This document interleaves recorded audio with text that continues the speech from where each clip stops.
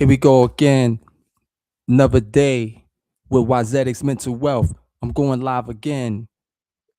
So yesterday I was live here, on my YouTube channel, on Facebook, on TikTok, and the topic was about black business. Like, what is a black business? And I didn't realize that it was going to produce that much of, you know, controversy, that much feedback. So here I am back today, and we're gonna unpack this right here. We're gonna really go through this and get to the bottom of it. What's a black business? What's really a black business? What makes business a black business? Is it just the ownership? If you got a black owner, that's what make it a black business. That's what we're gonna really unpack today. So, like, subscribe, share, and let your friends know, let your associates know, your business partners. You know, we on it today. We're gonna unpack this today. Today is gonna get all unraveled once and for all. What constitutes a black business? What is a real black business? We're going in, so stay through the whole live as we unpack this. We're gonna go through some different degrees of character. What different degrees of identification. What is it to be a black business? And really, what does that mean? Because what brings this all about is when you hear people say buy black, or circulate the black dollar. We got to circulate the black dollar amongst the black community. And that's what we're going to go in today. We're going to go in on that right there. So we got some more people tuning in. We on YouTube, Wizetics Mental Wealth. We on Facebook, Allah King Wise. We on TikTok, Allah King Wise. So it's all wrapped up in the same brand with the same man, Wizetics. So let's go. If you got black ownership in the business, right? Let me look up at this camera up here. If you got black ownership, you got black ownership with the company, but you don't got black suppliers. Is it really a black business? That's the question. That's how we, you know, narrowing down this subject. Is it a black business if you do not have black suppliers? Is it still really a black business? Now, legally, of course, 51% ownership by someone that's black makes the business black owned legally. Now, what we're talking about right here is it a black business from a culture perspective, from a cultural perspective? And we're gonna get into some things with this right here, because it's gonna get you to think. This is the Wizetics way. You're gonna think by the end of this video, by the end of this live. I guarantee you will have a total different outlook than you had prior to you listening to this live right here. Wizetics Mental Wealth. Stay the entire time with me as I unpack this. It's not gonna be long. 10, 15 minutes, we're going in. But I want to get to something else before I really go all the way in, because I'm gonna lay down the foundation. I'm gonna lay down the foundation, right? Okay. We talk about historically black colleges, right? We say historically black colleges. And I just had to go look some stuff up to really get a better understanding of this before I really say what I want to say. Fact check myself before I really go into it. Historically black colleges, because this is going to lead into what's really a black business. Is it a black business just because it's a black owner? Or let's flip it the other way around. If it's a white owner with black suppliers, does it make it a black business culturally, not legally? Okay. So I'm looking for something that I had. I had it all. Okay, here we go right here. Historically black colleges, right? So there are many there are many historically black colleges across the country. And I'm just gonna name out some, right? the ones that most people familiar with is like Morehouse, Spelman, Clark Atlanta, Fisk University, Grambling, Jackson, North Carolina, AT&T, Florida, AMU, Tuskegee, Hamptons. Okay, right. So I'm gonna go. Let's start with Howard University. Howard University is named after General Oliver O. Howard, who was a Union Army general and head of Freedmen's Bureau, founded by Freedmen Bureau's officials and white missionaries, 1867. The purpose: educate newly freed Black Americans after the Civil War. Two, Morehouse College, named after Henry Lyman Morehouse, white Baptist minister and supporter, founded by Northern Baptist missionaries, 1867. Original name: Augusta Institute. Three, Spelman, named after Laura Spelman Rockefeller, wife of John D. Rockefeller, founded by Sophia B. Packard and Harriet E. Giles, white Baptist missionaries. Funding: major financial support from the Rockefeller family. Four, Hampton University, named after the area Hampton, Virginia, founded by General Samuel Chapman Armstrong, Union officer, 1868. Five, Tuskegee University, named after the city of Tuskegee, Alabama, founded by Lewis Adams, Black community leader, and George W. Campbell. Booker T. Washington was appointed principal in 1881. Six, Florida University, named after Florida Agriculture and Mechanical, founded by Florida legislator. North Carolina AT&T University, named after Agriculture and Technical Mission, founded by North Carolina legislator, 1891. Jackson State University, named after the city of Jackson, Mississippi, founded by American Baptist Home Mission Society, 1877. Grambling State University, named after the P.G. Grambling, white sawmill owner who donated land, founded by Colored Industrial and Agricultural School, 1901. Clark Atlanta, named after Bishop Davis Westgate Clark, founded by American Missionary Associated, 1865. Fisk University, named after General Clinton B. Fisk, Union officer, founded by American Missionary. Prairie View A&M University, named after Prairie View area, Texas legislator. It was founded in 1876. So you can see like a pattern right there. The pattern is founded mostly by Northern missionary societies, supported by white philanthropists, created during Reconstruction, and often named after donors or union officers. Okay, so got that out the way. What we call historically Black colleges were mainly founded or funded by white missionaries. Okay, that's one of the main things that I wanted to point out from that standpoint. Of course, you got Black professors there over the years, and we're talking about 1800s, 1870s, and things like that have been founded, and now we're talking about it today, what's going on, right, of historically Black colleges. Because why I'm saying that is, from these colleges is what get produced Black thought leaders, Black professionals, and from the Black professional class is where we find Black entrepreneurship being scaled. Because you're going to have an accountant, you're going to have lawyers, you're going to have managers, CEOs, all of the different ingredients of operating a successful Black business, right? So those are the things you're going to need. So you're going to have the people who have the skill sets, the education, and the credentials to operate on that level of a competitive level when we're talking about capital market, inside of the American capitalist market.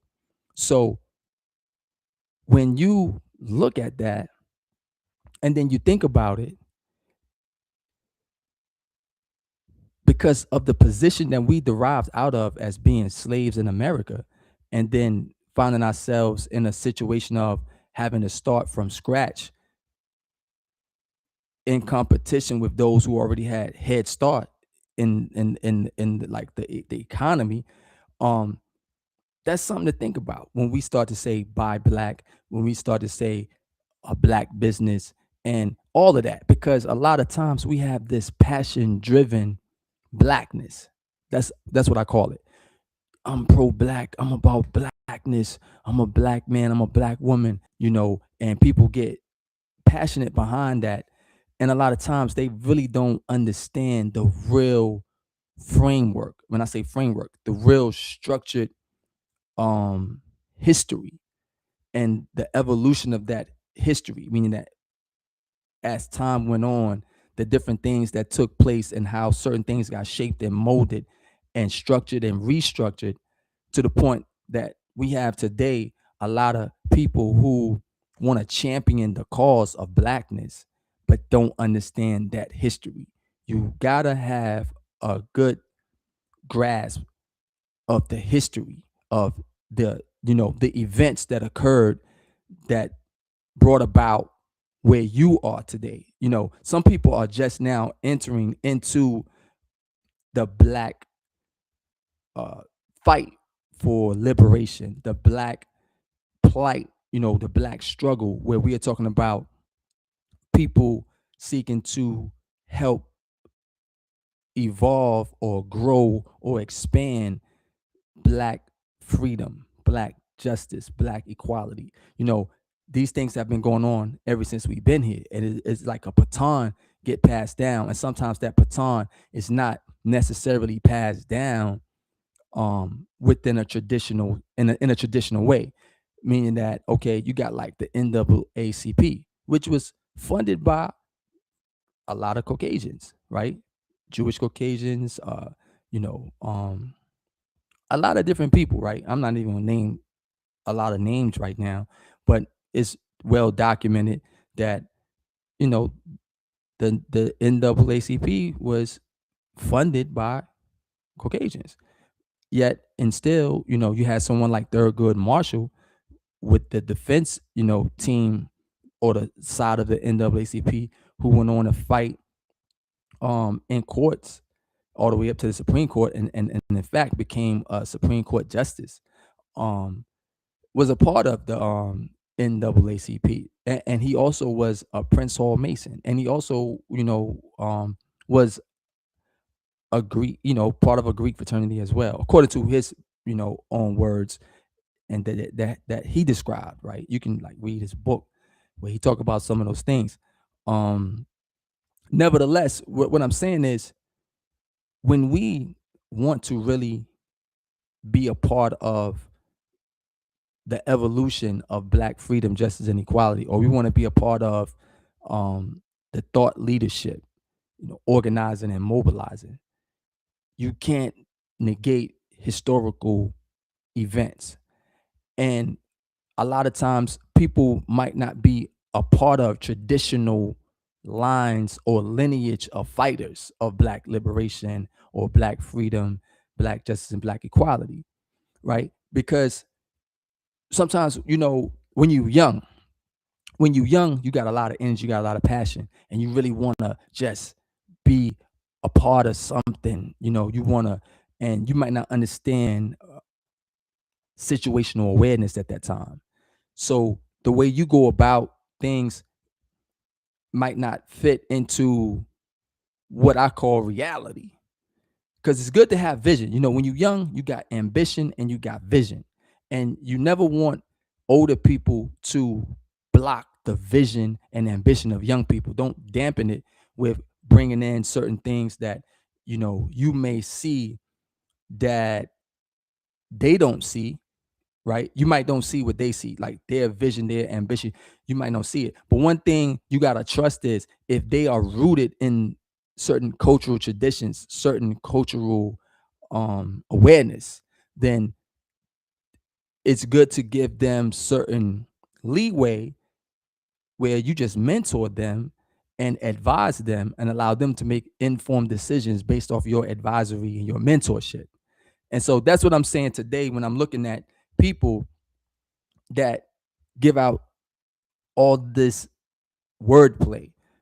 It's like cliche, buy black, you know, um, it's all about blackness, and I'm a black whatever. You know what I'm saying? He just want to chant. I'm foundation in Black American. I'm foundational black, and all these things. You want to champion the cause a certain way, But you gotta be rooted in reality, my man. What I mean by that, check it out. Let's go back to the history. We started out as being owned by white people, property of white people. So we didn't have connections in a way with Africa, the continent Africa, with multiple countries there. So we didn't really have international backing. The closest thing that came to that in that, stage of rebellion, black rebellion would be like when the Haitian Revolution, Toussaint Louverture and Boukman and all of them, they fought and they became independent, but it still wasn't a connection with that land base and the slaves that were in the colonies here in America. There wasn't really no connection there. There wasn't no um, international support going on. And you get into where you have Marcus Garvey, where he was let me bounce back. Go back before Marcus Garvey. You had after the Emancipation Proclamation, they were talking about Liberia, you know, which it did get some things going on with Liberia because you had certain people that after the Emancipation Proclamation, certain black people were, went to Liberia. About that a lot. And so then Marcus Garvey renewed that. He was striving to renew that. When Marcus Garvey came along, he had his Black Star Line. He had, import, export set up, real, strong infrastructure on an economic level. Buy black was one of their mottos. You got to buy black, right? And so what I'm saying is when we started off, we didn't have black banks. When we came out of chattel slavery, we didn't have black banks, so they came with the Freedom Bureau, the Freedom's Bank, and of course, when that was funded by what? White people. It's funded by white people, and it's okay though. It's okay. It's okay to a degree. To a degree, right? It's okay to a degree. And for some people who, like I said, are into what may be considered to be pro-blackness, they can't grasp that. See, you got to have culture. And for a long time, black people in America didn't have a distinctive culture absence of white America. And even when you look at Prince Hall Masons, Prince Hall that was around before it was the United States of America. They were around in the colonial time, in the 1700s, in the colonial times, right? Kind of like right before the Revolutionary War, the American Revolution. You kind of had like Prince Hall Masonry, right? And they were blended in to that institution, which is predicated on black legacy, but it's like restructured into a theme of whiteness through the way they deal with the Bible, right? And then as they get into higher degrees later on, they begin to get into an understanding, they get into the shrine and, the ancient Arabic order, nobles of the mystic shrine and all that stuff like that. Then they get a little bit more understanding of culture, black culture. And that's kind of like wrapped up in Arabic culture, right? And so that's Prince Hall Masonry right there. Signal from white masonry though. They got their signal from white masonry. Of course, as time go on, they're able to go venture out and travel and study on their own without being up under the authority of the knowledge base of white masonry. So that's one thing. So I don't want to go too far into all of this because I don't want to confuse anybody and I don't want to make this so complex that it doesn't makes sense to be able to get to the point. What I'm saying is what makes a black business what makes a black business a black business. And if you out there, wherever you watching from, like, subscribe, share. Wizetics Mental Wealth. Like, subscribe, share. You on TikTok, Allah King Wise. If you on Facebook, Allah King Wise. Like, subscribe, share. So, okay, what's a black business? What's really a black business? Is it a black business if it's just black owned but don't have black suppliers? Does that make, is it still a black business? Is it still a black business? Right? And the reason why I was talking about all of what I was talking about before is to lay down a foundation, a field of operation to allow you to think about this in a realistic way. Because a lot of times we have blurred vision. We think through our emotional stimulation, right? We be passionate about certain things. And sometimes that passion can blur your vision of reality. Because when those black slaves were running away in the beginning days of chattel slavery, where could they run to be free from the European? In some cases, they could go to what they call Native American tribal places. They might could get some refuge there if they would got away. But other than that, there was nowhere to go because you had the French here, the Spanish here, the British here. They was dominating the landmass. And outside of that, you got the Native Americans. So you're a long way from Africa.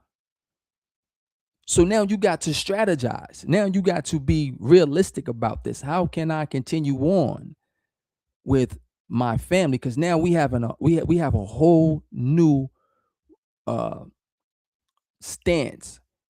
We have been born in America now. You have black Africans who were here and they had children, and so now they raising families up under a certain structure that they got to finish this because it's not in the traditional way that their cultural family structure is. So now you figuring things out in a new world under pressure, under oppression, under authority of someone else over you that controls your physical body, meaning that they control your whole reality. So then you got to figure out how do you navigate through this to eventually one day see what's now your people here, descendants from Africa, and in some instances, people that were already here. You still figuring out ways to preserve. Preserve what? You got children. So you want your children to grow up, and you're growing up under these conditions of oppression. They growing up under what's been mandated legal. They growing up under these things, so they have to figure out how to strategically live to see another day, to live to see another decade, to live to see another century, to live to see the day of being free. Do you hope to live to see the day? And so different strategies were brought about. Different people became thought leaders. Different people became uh, cultural icons, black cultural icons. When we start look at people like Frederick Douglass, and then you have people like W.E. Du Bois, Booker T. Washington, and we can always find some flaws in these individuals because that's just human nature, and we can critique things and criticize certain things, and it's easy to do that in hindsight, when you're not right in the midst of that pressure, right in the midst of those circumstances. It's easy to look back and say, well, he should have did it this way, he should have did it that way, or he didn't really understand this, or he was a sellout. Now if you're contemporary to that time and you right there in real time while these things is going on, you can get a better analysis of it. You can examine it more realistically within the time of things that are currently taking place. Because to look back at it, you're not up under those circumstances. So it's easy to speak about it in a critical way. And sometimes it could be destructive criticism, but it's always good to deal with constructive criticism. Because when we talk about constructive criticism, it allows us to um bypass certain things that they probably didn't see, which caused them to lose certain progress or not be able to make certain progress. So it's like, okay, you learn from what is considered to be. Now you can look at it and say, oh, that was a mistake, or they shouldn't have did it that way. So we know not to do it that way today. So now you have to ask yourself, where do you stand in all of this as someone who is carrying on the tradition of black freedom, justice, and equality to reach the position of really having our own selves positioned with actual freedom, actual justice, actual equality. Okay, so that means our communities, our neighborhoods, where we have an ownership in our neighborhoods and our communities, and we able to determine the way our community and the children and the families and all of that is going to live, the lifestyle that we're going to live and the legacy that we're going to leave behind. That's just basically what it is to live in the world, right? That's what everybody else has the freedom to do. And of course, certain times those freedoms get trampled upon, and that produces what you call war. There's certain conflicts that come about when people impede and transgress boundaries of others, right? So now, getting back to what's really a black business. Is it just black ownership, which is just the legal aspect of a black business, or is it also and or cultural, black culture? Because here's the thing, right? If you got a black business, and again, like I was saying yesterday, let's say you have a black restaurant, do you get your food from a black farmer? If you got a black restaurant, do you get your food from a black farmer? And if you don't get your food from a black farmer and you get your food from a white farmer, does that take away from you having a black business? I'm going to give you my observation on this, right? This is what it all comes down to, because I'm about to get ready to close out. So I was going to keep you a long time. This is what makes you a black business. This is my analysis, right? And this is coming from my studies of over 20 years of studying this. It's not just didn't pop up and start thinking about this. I just didn't wake up one day, like yesterday, and get all hyped up because I saw a soundbite on social media and now I'm enraged and want to do something. No, it's not coming from that. It's coming from studying these things since I was a teenager and growing through trials and tribulations, trial and error, struggles and obstacles, and and turning stumbling blocks to stepping stones, right? That's what all this comes from. It comes from then getting academically sufficient, getting degrees from collegiate institutions to be able to sit at certain tables amongst others who hold those credentials. So coming with a bachelor's in psychology and a master's in business administration, these are the things that allow me to sit at certain tables and communicate on a professional level, along with my experiential, experience, like my long experience of things of learning, right? Founded on the knowledge itself. So coming from me, wise, right? The Wizetics way. This is what makes a black business a black business. It's not necessarily where you get your supplies from. Not necessarily, right? That doesn't take away from you being a black business because you don't get your supplies from a black supplier. That necessarily does not make you, that doesn't say, oh, you're not a black business, right? Just because you have a black face, like you black, right? You identify as black. That don't necessarily mean you're a black business neither, though. That doesn't, just because I'm a black man, I'm a black woman, I own this store, I have this clothing line, or I, I have this service, I'm a lawyer, I'm an accountant, and you're black, and now you're saying because I'm black, black people should support my business.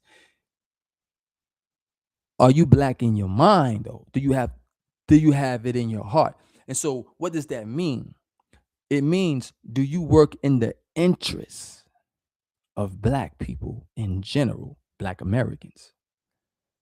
Do you move in a way that is a representation of black